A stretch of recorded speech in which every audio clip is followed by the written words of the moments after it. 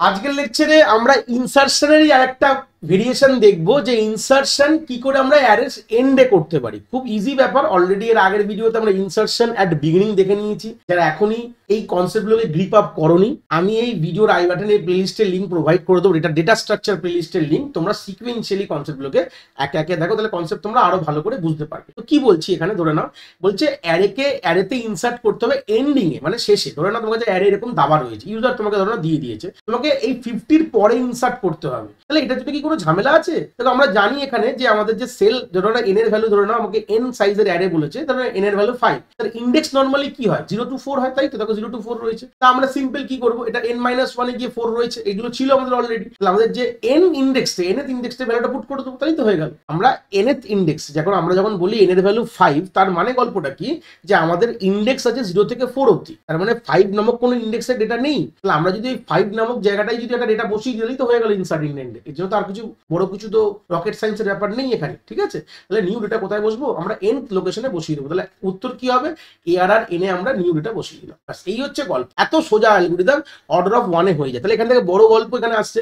আমরা প্রিভিয়াস অ্যালগরিদমের যখন কমপ্লেক্সিটি বার করেছিলাম, মানে insert at beginning A order of n এসেছিল, এখানে কিন্তু অর্ডার অফ 1 কনস্ট্যান্ট টাইমে কিন্তু কাজটা করে দিচ্ছে। এগুলো প্রত্যেকটা অপারেশনে কিন্তু আমাদের এই অ্যালগরিদমগুলো একটু মাথায় রাখতে হবে। কনস্ট্যান্ট টাইমে এই কাজ কিন্তু করে দেয়, খুব মাথায় রাখতে হবে। তাহলে ইনসারশন এট বিগিনিং এ কত সময় লাগে, অর্ডার অফ 1 মানে বলা হয় অর্ডার অফ কনস্ট্যান্ট টাইম বলা হয়, ঠিক আছে? তো পরের পেজে আমি সেমি কোডটা লিখে রেখে, যদি তোমাদের প্র্যাকটিক্যালে দেয় তাহলে এইভাবে দেখে দেখে তোমরা স্ক্রিন পজ করে করে করে তোমরা লিখতে পারো।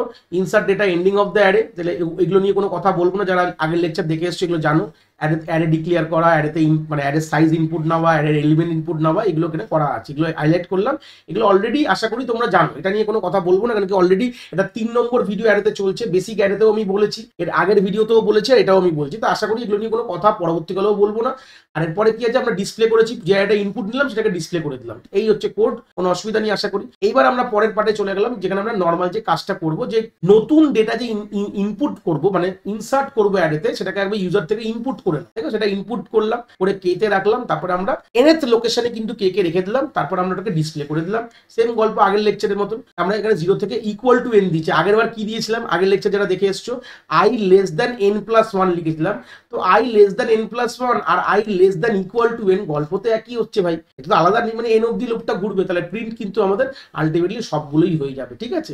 যা নতুন ডেটাটাকে নিয়ে আমরা কিন্তু এটা ইনপুট করতে পারবো। তো এই ছিল বেসিক, বলতে পারো আমরা কি করে ডেটা কিন্তু একটা এন্ড অফ দ্য অ্যারেতে আমরা রাখতে পারি। আশা করি কনসেপ্ট তোমরা খুব সুন্দর করে বুঝতে পেরেছো।